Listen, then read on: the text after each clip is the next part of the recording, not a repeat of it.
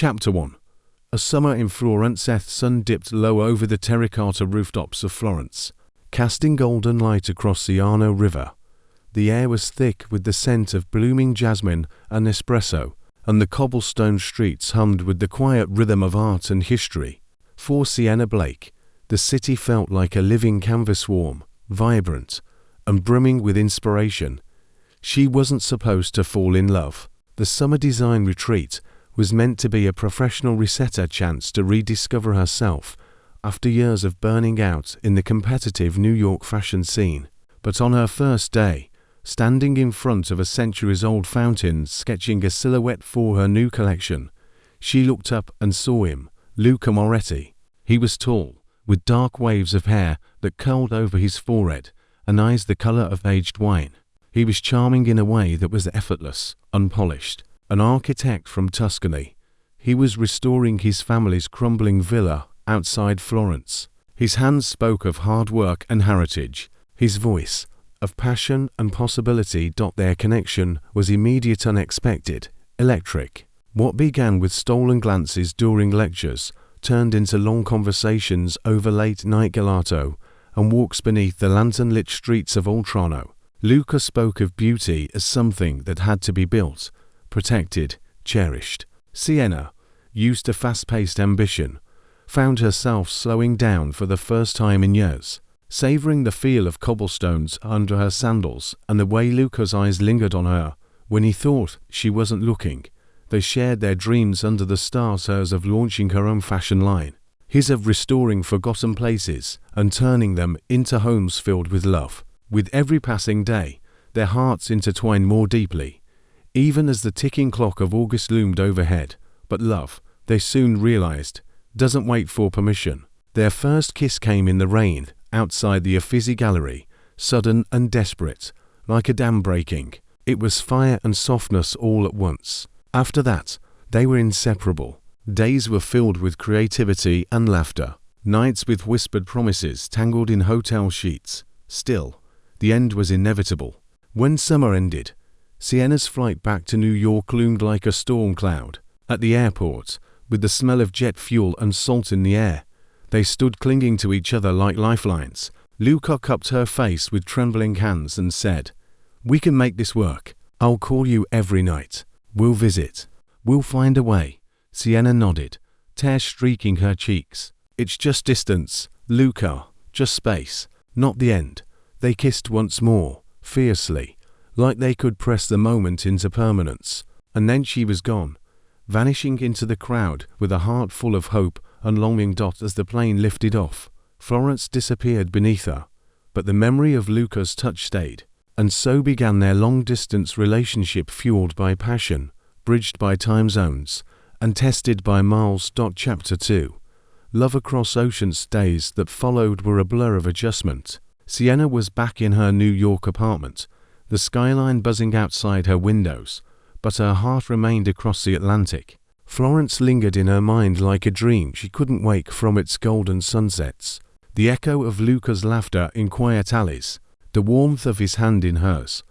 Their long-distance relationship became her new reality. Each morning began with a message from Luca, usually a picture of the villa he was restoring or a snapshot of his cappuccino with a handwritten note, "Thinking of you." At night, they video called 4 hours, their faces glowing in the soft light of their screens. They shared everything: what they cooked, what inspired them, what scared them. Sienna started a new design collection called Florence, inspired by the textures of Luca's world-weathered stone, rich linens, crumbling frescoes. Her sketches were infused with the soul of Tuscany, and every line felt like a tether to him. Her creativity blossomed, fueled by the emotion only a long-distance relationship could bring: desire, ache, and a fierce kind of devotion. Their first reunion came 3 weeks later, when Luca surprised her in New York. He stood outside her office in the pouring rain, holding a bouquet of sunflowers. They didn't speak, just ran into each other's arms like no time had passed. That weekend, they stayed in bed wrapped around each other, catching up on every missed second. They built rituals to survive the distance, cooking the same meal together over video, watching old Italian films simultaneously, writing letters that smelled faintly of cologne and lavender. Sienna hung Luca's handwritten notes around her studio for inspiration. But even as their bond deepened, cracks slowly formed beneath the surface. Time zone differences meant missed calls. Luca's restoration project became more demanding. Sienna's brand began attracting attention, pulling her deeper into work. Small silences grew longer. Plans to visit started getting postponed. Still, neither wanted to admit it. They clung to their long-distance relationship. It was the only thing anchoring them to the joy they'd found that summer. They reminded each other, "It's only for now. We'll be together soon." But one evening, after a long day preparing for Fashion Week, Sienna waited for Luca's call. Midnight came, then one. No message, no reply. She fell asleep with her phone on her chest, the silence louder than any goodbye. The next morning, there was still nothing. And so, the distance began to grow, not just in miles, but in questions left unanswered. Chapter 3. Unanswered. Sienna stared at her phone as the sunlight filtered into her studio, painting shadows across her unfinished sketches. It had been 4 days since she last heard from Luca. No good morning text, no late-night video call, no emails filled with old Italian poetry or photos of the Via's progress. Just silence. At first, she tried to rationalize it. Maybe his signal was bad. Maybe the restoration site had unexpected issues. Maybe, just maybe, he was planning a surprise. But as the hours turned into days, and the cheerful chime of his ringtone never came, her stomach twisted into knots of dread. She tried calling, straight to voicemail. She sent messages, first sweet, then concerned, then quietly panicked. When those went unanswered, she opened her email and scrolled back through their exchanges, searching for any sign that something was wrong. But there were no clues, no cryptic goodbyes, just their usual shared world, warm, passionate, hopeful. The long-distance relationship that once gave her strength now felt like a noose tightening around her heart. Her best friend and business partner, Noah Carter, noticed the shift immediately. They had built Sienna's fashion brand together from the ground up. He knew her like no one else. When she cancelled their lunch meeting for the 3rd time in a week, he stormed into her studio with coffee and concern. "Sienna, talk to me. What's going on?" She hesitated, brushing hair from her face, trying to mask the tremble in her voice. "He's gone, Noah. Luca just disappeared. No calls, no messages, nothing." Noah's expression hardened. 4 days without a word. "That's not okay." "I know," she whispered, her fingers clenching a swatch of silk. "But what if something happened? What if he's hurt?" Noah crossed his arms. "Or what if he's not the man you think he is?" His words stung, not because they were cruel, but because they echoed the quiet voice in her own mind, the one she was trying to drown out with excuses. Still, she shook her head. "No, Luca wouldn't ghost me. Not after everything. Not after Florence." Noah sighed, his eyes softening. "I just don't want to see you crash, Sienna. Long-distance relationships are hard enough when there's trust, when there's silence. It can eat you alive." She nodded, biting her lip. "I just need answers." That night, she sat on her rooftop alone, phone clutched in her hand. She replayed their last conversation. Luca's smile, the way he said "Ti amo" so casually yet so completely. Had any of it been real? The city buzzed around her, alive and indifferent, but inside, Sienna felt frozen in place, suspended between hope and heartbreak. Each unanswered call chipped away at the foundation of their long-distance relationship, leaving her with one haunting question. Had she fallen in love with a man who was never truly hers to begin with? Chapter 4. The Tuscan Betrayal. Wheels of the plane screeched as it touched down on the Florence tarmac, but Sienna barely registered the sound. Her heart pounded in her chest, tight with a dread she couldn't shake. She hadn't planned to come. This wasn't a romantic reunion. It was a desperate search for answers in the one place where their love had once felt real. She hadn't told anyone, not even Noah. He would have tried to stop her, but the silence from Luca had become unbearable, and in their long-distance relationship, silence was poison. She had to know the truth. Sienna rented a car and drove through the winding countryside, every curve in the road lined with memories. There was the cafe where they first held hands, the vineyard where they danced under fairy lights. Everything whispered of the love they built and the pain now clinging to it like ivy. When she reached the Moretti estate, her breath caught. The villa stood tall and timeless, ivy crawling up its ancient stone walls, just as Luca had described. But something was wrong. The staff at the gatehouse were cold, almost robotic. When she asked for Luca, they exchanged glances and hesitated before offering a tight smile. "He's busy with preparations. Sienna echoed. The woman nodded politely. For the engagement party. Sienna's blood ran cold. Engagement? You didn't know? The woman tilted her head, expression sharpening into something pitying. Signor Moretti is engaged to Alessia Ferraro. The announcement went out last week. The name hit Sienna like a slap. Alessia. She'd heard it once in passing a family friend. Luca had said casually over a glass of wine. No meaning, no significance. The gate opened, and Sienna drove up the long path, heart in her throat. She wasn't prepared for what she saw. The courtyard had been transformed. White roses lined the stone fountain. A canopy of gold lights sparkled in the setting sun, and at the center of it all, surrounded by guests in designer gowns, stood Luca Moretti. He looked every inch the groom-to-be, handsome in his tailored suit, smiling politely as a woman looped her arm through his. Alessia Ferraro stunning, poised, and radiant in a champagne dress. Her fingers glittered with diamonds. Sienna stepped out of the car, trembling. She wanted to scream, to cry, to demand an explanation, but her voice caught in her throat. Luca's eyes met hers across the crowd. In that split second, his face changed. The practiced smile faltered.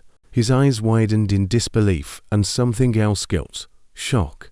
But before he could move, Alessia leaned in and kissed him on the cheek, possessively. Sienna stumbled back, the villa spinning around her. This couldn't be real. Their long-distance relationship had been filled with promises, dreams, whispered forevers. How could he be engaged to someone else? She turned and ran, heels clicking across the stone, until they slipped on the grass. She fell, the impact jarring, but the pain in her chest was worse. She lay there for a moment, clutching the earth like it could ground her, tears streaming down her cheeks. Above her, the Tuscan sky turned to dusk, and with it, something inside her shattered. The man she had loved from across oceans, the man she believed in, wasn't who he said he was. And now, Florence wasn't just the place they fell in love. It was the place she was betrayed. Chapter 5. Shattered threads. Back in New York, everything felt too fast, too loud. The honking taxis, the endless rush of deadlines, the artificial glow of studio lights, it all pressed against Sienna like a weight she couldn't escape. Her body moved through the motions, but her heart hadn't made it back across the ocean. She hadn't spoken about what happened at the villa. Not to Noah, not to anyone. The image of Luca, with Alessia, his arm around her, her lips brushing his cheek, was seared into her mind, playing on repeat like a cruel dream she couldn't wake from. It was the kind of betrayal that didn't just hurt, it unraveled her. Still, she worked. She buried herself in fabrics and patterns, trying to silence the questions clawing at her insides. Her collection, Firenze, once inspired by love, was now stitched with pain. The dresses had sharper lines. The colors grew colder. Even the sketches, once filled with light and longing, now pulsed with tension. Her assistant whispered that her designs were more powerful than ever. But Sienna knew the truth. They were pieces of a broken heart made wearable. Noah noticed. He always did. He had been patient, giving her space since her business trip to Italy. But he could see through her tight smiles and late nights. When she finally emerged from a week-long design marathon, pale, exhausted, and hollow-eyed, he pulled her into the quiet of their studio's rooftop garden. "I know something happened," he said gently, handing her a steaming mug of chamomile tea. "You don't have to tell me everything, but you need to let someone in." Sienna looked away, her throat tight. "He's engaged," she said finally, the words tasting like ash. "To someone else. I saw it with my own eyes." Noah didn't respond right away. He just sat beside her in the twilight, his silence a cushion instead of avoid. After a moment, he placed his hand on hers, grounding her. "I'm sorry," he said simply. "And that was it, no lectures, no I told you so. Just comfort, just presence." In the days that followed, Noah became her lifeline. He took over meetings when she couldn't focus, brought her soup when she skipped meals, and made her laugh when she thought she'd forgotten how. He didn't push, he didn't pry, but his quiet loyalty wove around her like armor. At the 𝐬𝐮𝐬𝐿 fashion show, Sienna stood backstage, dressed in black silk and nerves. The models were lined up. The press buzzed outside. Her stomach twisted. Then she saw him, Noah, standing at the edge of the curtain, giving her a small nod, reassuring, steady, hers, in all the ways she'd never really seen before. After the final model walked, the crowd erupted into applause. Sienna stepped onto the runway for her bow. Cameras flashed. Her name was chanted, but all she could see was Noah. For the first time since returning from Florence, she smiled. It was small, tired, and tinged with heartbreak, as it was real. Her long-distance relationship with Luca had collapsed in betrayal, but somehow, here in the wreckage, something else was beginning to stir. Something grounded, something safe. She just didn't know it yet. Chapter 6. The engagement party news spread like wildfire. By Monday morning, glossy images of Luca and Alessia's lavish engagement party were plastered across every fashion and society blog Sienna had ever followed, and many she hadn't. The backdrop was unmistakable. The Moretti estate in Tuscany. Alessia's designer gown shimmered under lantern light. Luca's arm was stiffly wrapped around her waist. They looked perfect, perfectly posed, perfectly tragic. Sienna sat in the corner of her office, numb fingers scrolling through the photos on her tablet. The headlines felt like knives. Tuscany's golden couple, architect Prince and real estate heiress to marry this fall, whereas the American designer Luca was linked to this summer. Her name was everywhere and yet completely erased. The long-distance relationship she had once clung to so fiercely was now being reduced to a footnote, if that. It was as though she'd been edited out of Luca's life, deleted and replaced with Alessia in a seamless cut. Noah found her that afternoon, curled on the couch in the back of the studio, still in yesterday's sweater. He crouched beside her, gently taking the tablet from her trembling hands. "You need to stop torturing yourself with this," he said. "I just want to understand," she whispered. "Was I a mistake? Did I imagine everything?" "You didn't imagine it," he said firmly. "You just didn't see the full picture." She looked at him, confused. But Noah hesitated, then rose, pacing a little. He looked like he was carrying something heavier than he knew how to drop. Later that evening, as Sienna sifted through a pile of unopened emails, a new message pinged into her inbox. The subject line stopped her cold. "It's not what it seems." Her heart jumped. The message was unsigned and brief. "Don't trust what you saw. Meet me in Florence. I can explain everything." Attached was a blurry photo, a close-up of Luca, standing alone at the engagement party, looking anything but happy. His eyes were on someone out of frame. There was tension in his jaw. A frown tugged at the corner of his lips. Sienna's fingers hovered over her keyboard. Could it be real? Was it him? Or someone playing with her heart again?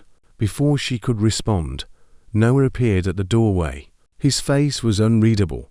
"You got something, didn't you?" he asked, eyes flickering to the screen. She hesitated. "Yes, I think Luca is trying to reach me." A flicker of something, regret, guilt, crossed Noah's face, but it was gone as quickly as it appeared. He nodded, his voice carefully neutral. "Maybe you should ignore it." "Why?" she asked. "What if he's telling the truth? Or what if he's just trying to pull you back into a lie?" he said quietly. When she looked at him more closely, she noticed how tense his shoulders were, how he wouldn't meet her gaze. Her instincts whispered that something wasn't right. Later that night, after Noah had gone and the studio was still, she opened the inbox again. But the message was gone. Deleted. And in that moment, a new question began to haunt her, one she never expected. Was someone keeping Luca away from her, on purpose? Chapter 7.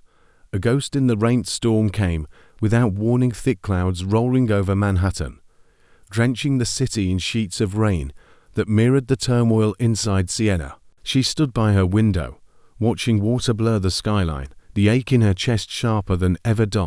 It had been nearly 2 weeks since the mysterious email vanished from her inbox without a trace. She'd questioned herself, her memory, even considered whether it had been a hallucination born of heartbreak. But deep down, she knew what she saw. Someone had tried to contact her, and someone else had made sure she never read it again. Her long-distance relationship with Luca, once so full of light, now lived in the shadows, twisted by betrayal, silenced by mystery. She wanted to let go, but the questions wouldn't stop gnawing at her. And then he appeared. The knock on the door came just after midnight. She wasn't expecting anyone. Her heart stopped as she walked to the entrance, the storm howling louder behind her. She opened the door slowly, the chain still latched. There he was, soaked through, shivering, eyes wild with desperation. "Luca, Sienna," he said, voice rough, broken. "Please, let me explain." She stared at him, stunned. He looked nothing like the man from the glossy engagement photos. His face was gaunt, his clothes clung to him like a second skin. And his eyes held pain. She unlatched a chain. "You have 30 seconds. He stepped inside, dripping water onto her hardwood floor, his presence overwhelming the room, a ghost finally given form. He didn't sit. He didn't even take off his coat. "I never wanted to hurt you," he said. "What you saw at the villa, it wasn't real. The engagement to Alessia, it's a lie." Sienna crossed her arms, her voice sharp. "Then what was it? A publicity stunt? A family favor? You disappeared without a word." He flinched. "Because I wasn't allowed to talk to you. Alessia's father, he threatened to destroy everything. My family, our estate. He has documents, proof of something terrible my father was involved in. A land deal gone wrong. It led to a man's death, Alessia's brother. If I didn't agree to the engagement, he would have gone public and ruined us." She stared at him, heart pounding. "And you didn't think I deserved the truth. I wanted to tell you. I tried. I emailed you. But someone must have intercepted it." He looked at her pleadingly. "Please, Sienna, I never stopped loving you. Not for a second." His words struck something deep inside her. But the pain was still too fresh, the betrayal too raw. She stepped back. "You broke every promise we made. You shattered the foundation of our long-distance relationship. You made me feel like I imagined it all." Luca took a hesitant step toward her. "No. What we had was real. What we have is still real. I'll prove it to you. Just give me a chance." She looked at him, drenched, vulnerable, familiar, and for a moment, the walls around her heart trembled. But then the memory of Alessia's lips on his cheek, of silence stretching across oceans, slammed back into her. Her hand moved before her heart could stop it. She slapped him. The sound echoed through the apartment. Luca didn't move. He didn't speak. He just stood there, accepting it. Then, quietly, she whispered, "Prove it," and turned away. Chapter 8. The secret of the Moretti legacy reign still clung to the streets the next morning. Though the storm had passed, Sienna sat by the window of her apartment, her untouched coffee going cold in her hands. Across from her, Luca sat on the edge of her couch, still damp around the cuffs, still haunted. She hadn't slept. Not really. After she slapped him, they barely spoke. He'd asked for a moment to explain everything. She gave him until sunrise. Now, with the city waking around them, he finally began. "My father," Luca said, voice low, "was once part of a partnership to develop land in northern Italy, beautiful hills outside Milan. One of the investors was Alessia's brother, Matteo. They were young, reckless. They ignored safety regulations, bribed officials. Then the landslide hit. Matteo was there. He didn't survive." Sienna's breath caught. "No one went to prison," Luca continued, staring at the floor. "The entire incident was buried. The families paid each other off. But Alessia never forgave us. She was 16 when it happened. After her father rose to power, he found the documents, proof of what happened. He used them against us, against me, To force you into the engagement, Sienna said softly. Luca nodded. He offered two choices: marry 𝐿𝐵𝐵 or see my family destroyed. I agreed. I was desperate. I thought I could find another way out. But every move I made was tracked. Every message I tried to send was intercepted. I had no freedom. No way to protect you without putting you in the crosshairs. And the email? She asked. The one I saw, and then didn't. I sent it from a burner account, he said. A friend delivered it. I never heard back. I thought you'd given up. Noah deleted it. She whispered before she could stop herself. Luca's eyes shot up. What? She shook her head. I don't know why. I'm not sure if he was trying to protect me or something else, but he saw it. He knew. Silence hung heavy between them. Sienna pressed her fingers to her temples. The walls she'd carefully built after the betrayal now trembled with each truth he revealed. Everything she thought she knew about Luca, about 𝐿𝐵𝐵, even about Noah was shifting beneath her feet. The long-distance relationship she had mourned was never truly broken by neglect. It had been sabotaged, contorted by power, secrets, and silence. Why now? She asked finally. Why risk everything to come here? Because I couldn't breathe without you, Luca said, eyes locking with hers. And because I found something, a loophole in their plan. 𝐿𝐵𝐵 isn't as untouchable as she thinks. He reached into his coat and pulled out a folder. Inside were photos, transcripts, emails, evidence that 𝐿𝐵𝐵's father had faked legal documents to manipulate the Moretti family. Proof of fraud, coercion, and blackmail. This is how I break the engagement, he said. But I can't do it without you. Sienna stared at the papers, then back at him. The pain of their long-distance relationship, the unanswered calls, the betrayal, the collapse of trust still lingered like scars. But beneath the rubble, she could feel something ancient stirring again. Belief. In him, in them, in the love they'd once vowed to protect. She didn't respond. Not yet. But for the first time in weeks, she didn't ask him to leave. Chapter 9. Noah's confession. Following days unfolded in a delicate, uncertain rhythm. Luca remained in New York, staying at a nearby hotel, while Sienna processed everything. Though they weren't together, at least not yet, he showed up quietly each morning with coffee, a warm nod, and the unspoken promise, I'm here if you want me. Meanwhile, Sienna returned to the life she'd left: suspended meetings, fittings, deadlines, but everything felt off, like the pieces no longer fit the same way. She'd spent so long blaming Luca for the cracks in her world, and now she couldn't stop questioning everything else, to including her own heart, especially when it came to Noah. Noah had been unusually quiet since Luca's return. He no longer lingered at the studio or brought her late-night takeout. Their banter was clipped, their usual easy rhythm stilted. One morning, when Sienna asked him to double-check a design sketch, he barely looked at it before muttering, "Looks great," and disappearing into his office. Something was wrong. Finally, one evening after a long day at the studio, Sienna found him on the rooftop garden, the skyline casting amber light across his face. He was sitting on their old bench. The one they used to joke was their unofficial boardroom. "Noah," she said softly. He looked up, eyes shadowed. "Hey."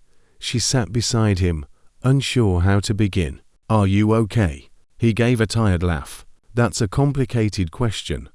They sat in silence for a moment, the sounds of the city humming below them. Then he exhaled. "I have to tell you something, and it's going to change everything." Her stomach tightened. "What is it?" "I love you, Sienna." The words hung in the air, quiet but devastating. "I've loved you 4 years," he continued. "Since the day we signed the lease on that dingy first studio. I thought it would fade, but it didn't. And when you fell for Luca, I told myself I was happy as long as you were. But then I saw how much you hurt, and he hesitated. "I was the one who deleted his email." Sienna's breath caught. "I hated seeing you wait by the phone, watching your heart break in slow motion. I convinced myself I was protecting you, but the truth is, I wanted him gone. I wanted to be the one you turned to." She stared at him, the ground shifting beneath her again. "Noah," she whispered, "I'm not asking you to feel the same," he said quickly. "I just couldn't keep it in anymore. You deserve honesty, even if it costs me everything." Sienna felt tears prick her eyes. Of all the people in her life, Noah had been her anchor, steady, safe, unshakable, and now he'd changed the shape of their entire friendship with 3 words. The long-distance relationship she had with Luca may have been torn apart by distance and betrayal, but the truth unfolding here felt just as heavy. She hadn't seen this coming, not from Noah. Before she could respond, he stood. "I'll give you space," he said, "but just know, whatever you decide, I'm still here, even if it's not the way I hoped." And with that, he walked away, leaving Sienna alone on the rooftop court, between the man who broke her heart and the one who had quietly been holding it all along. Chapter 10.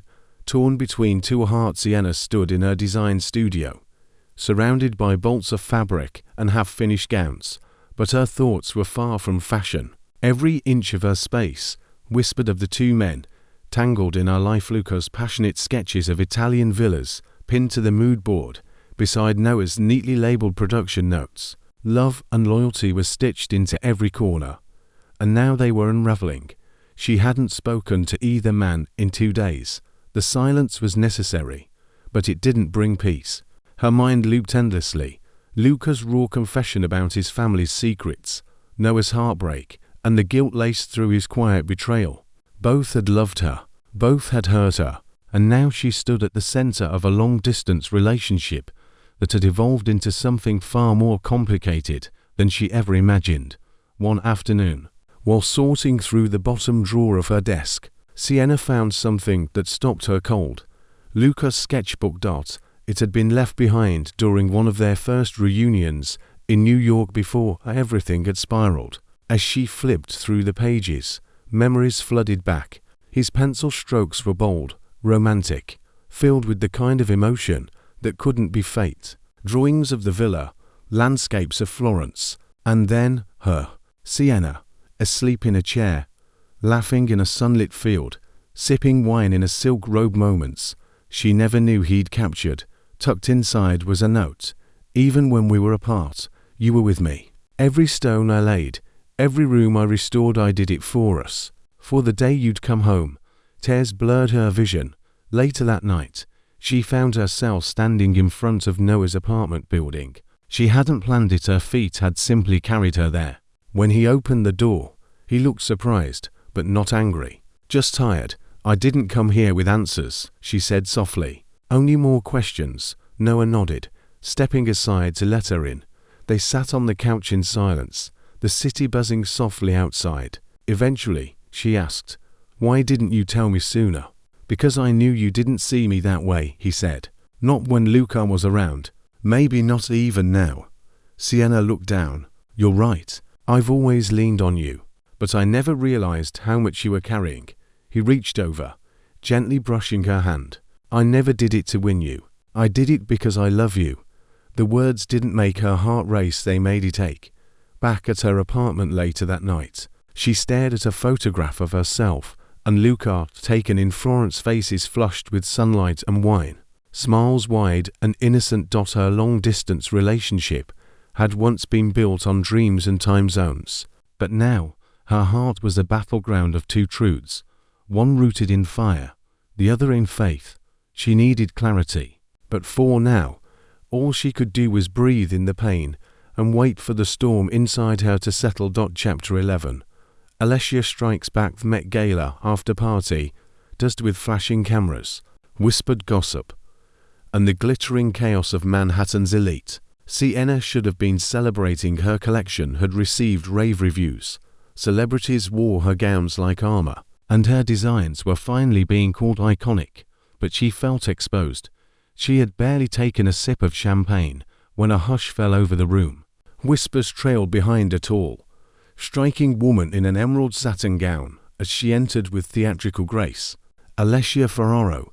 Sienna's chest tightened. She hadn't seen Alessia in person since that fateful night at the villa. Now, here she was, poised, cold, every inch the heiress who had appended Sienna's life from across the ocean. Alessia approached like a storm wrapped in silk, Enjoying your moment, cara mia, she purred, her accent as sharp as her stilettos. Sienna lifted her chin. I earned this moment. And yet, 𝐿𝐵𝐶 said with a mocking smile, so much can be undone with just one whisper.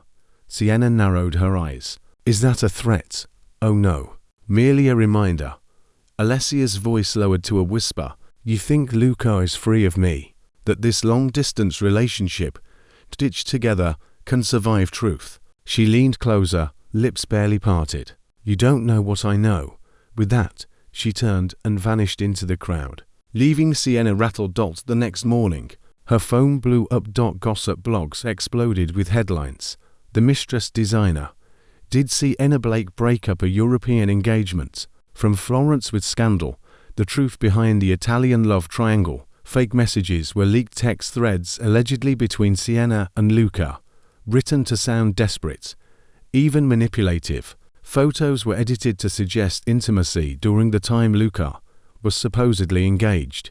The internet spun a cruel narrative, painting Sienna as a social climbing mistress who had clawed her way to the top. Noah stormed into the office. We need to get ahead of this. Sienna barely looked up. It's already gone viral. Do you want me to make a statement? He asked. Deny it. Blame 𝐿𝐵𝐶. Sienna shook her head slowly. No. If we fight this like a scandal, we legitimize her lies. I need to find proof. The truth. Noah's jaw tightened. And Luca, is he helping? I haven't heard from him since the story broke, she said, her voice hollow. He's probably trying to put out fires of his own. But deep down, she feared worse, that 𝐿𝐵𝐶 still held something over him, that their long-distance relationship, already scarred and fragile, might not survive another hit. Later that night, Sienna scrolled through the hateful comments online, then opened a message from a blocked number. She's more dangerous than you think. Protect yourself. No name. No signature. Just another shadow. Sienna stared at her reflection in the darkened window. Stronger than before, but not unbreakable. 𝐿𝐵𝐶 had declared war, and this time, Sienna would not let her win. Chapter 12. A deal with the devil's reign returned to Manhattan like a curse. Sienna sat in the corner of her studio, blinds drawn, screens off. The headlines had quieted, but the damage lingered. Whispers in the fashion world, hesitant sponsors, and a noticeable dip in online sales. She kept walking through her days like a woman stitched together with pins. Then the envelope arrived. No postmark, no return address, just her name in looping black ink. Inside, a single sheet of creamy paper, elegant, typed, and unmistakably cruel. Withdraw from Luca Moretti's life. Make no further public mention of him. In exchange, we'll bury the scandal. The world will forget you were ever involved. Attached was a check, a staggering amount, enough to fund 3 more collections, and the legal document already signed. By 𝐿𝐵𝐶 Ferraro. Sienna stared at it, pulse racing. The message was clear. Walk away and save her career, or hold on to a love that was still tangled in lies and risk losing everything. Noah's voice echoed in her mind. She's dangerous. Luca's voice followed. I did everything to protect you. Later that night, she sat alone in her apartment. The contract spread across the table like a noose. She picked up her pen, ready to sign, when something caught her eye. An old text from a former fashion intern popped up on her phone. Is this you in the Ferraro archives? Weird audio file attached to an old doc. Heart pounding, Sienna clicked the file. A crackle, a laugh. 𝐿𝐵𝐶's voice. Let her believe he loved her. Let them both believe it.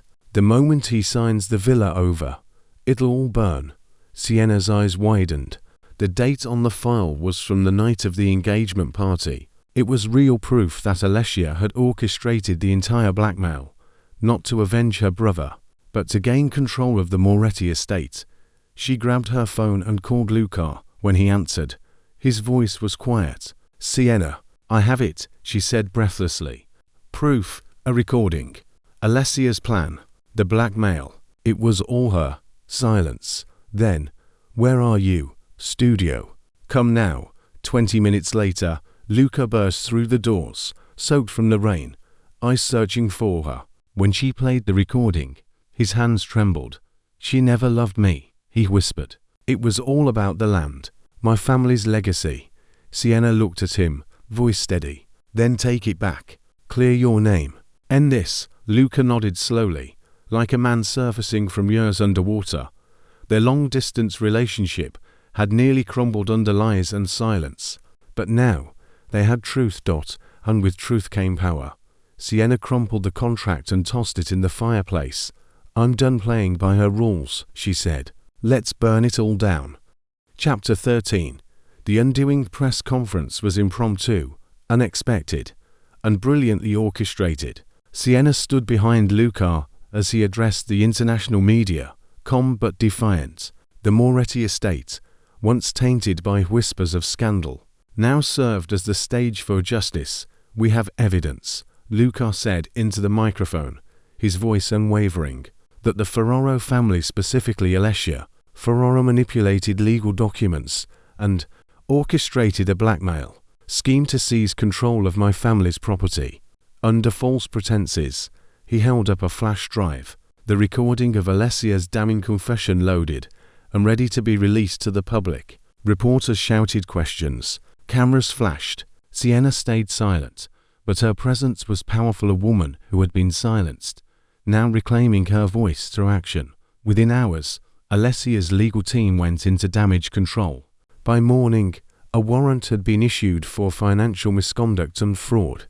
The media narrative flipped. Headlines changed from mistress designer to fashion hero exposes heiress.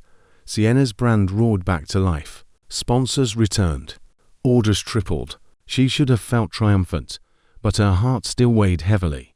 She hadn't spoken to Noah since the night she received the recording. He'd texted once, "I'm proud of you." That was it. Now, with Alessia's empire crumbling and Luca finally free, everything should have fallen into place. But Sienna stood at a crossroads she hadn't anticipated. One evening, Luca invited her to his hotel rooftop. The city glowed below them, alive, vibrant, full of promise. "You did it," she said, her voice soft. "No," he replied, reaching for her hand. "We did." Sienna looked at him, really looked. This man she had loved across oceans, mourned, forgiven. The fire between them was still there, undeniable, but something had changed. The foundation of their long-distance relationship had been built on dreams, stolen moments, and hope. Now, they were standing in reality. "I want you to come back to Tuscany," Luca said, brushing her cheek. "Let's rebuild everything, together." She hesitated, breath-catching. "And Noah?" Luca's smile faltered. "You care about him." "I do," she whispered, "but I'm not sure if it's love or comfort, and I won't make the same mistake twice, not until I know for sure." Luca nodded slowly, respecting her honesty. "Then take the time you need. I'll be waiting." 2 days later, Noah knocked on her studio door. He looked different, less guarded, more vulnerable. "I got the Paris offer," he said. "Creative director. They want me to start next month." Sienna blinked. "That's huge," he nodded. "And I need to know, before I go, is there a reason I should stay?" The silence between them pulsed with everything unsaid. They had survived heartbreak, betrayal, the collapse of her long-distance relationship, and somehow they had always found their way back to each other. Sienna stepped forward, heart in her throat. "I don't have an answer yet," she said honestly, "but I care about you so much." Noah nodded, swallowing hard. "Then that's enough for now." He leaned in, kissed her forehead, and walked away. And for the first time, Sienna didn't chase anyone. She stood still, knowing the next choice she made would define not just her love story, but her future. Chapter 14. Goodbye. My almost terminal buzzed with quiet urgency. Families reuniting, lovers embracing, strangers racing toward new beginnings. But for Sienna, everything felt suspended in a surreal calm. She stood near gate 37, Noah's departure gate to Paris, her fingers curled tightly around a takeaway coffee she'd barely sipped. He spotted her before she called his name. "Sienna," he said with a quiet smile, slinging his bag over one shoulder. "Didn't think you'd come." "I almost didn't," she admitted, stepping closer. "But then I realized I had to." He nodded, eyes soft, patient, the way he always had been. She took a breath. When Luca and I started our long-distance relationship, I believed love could survive anything. Time zones, silence, even betrayal. I was wrong. Love can't just survive, it has to grow. It has to evolve, and so do we.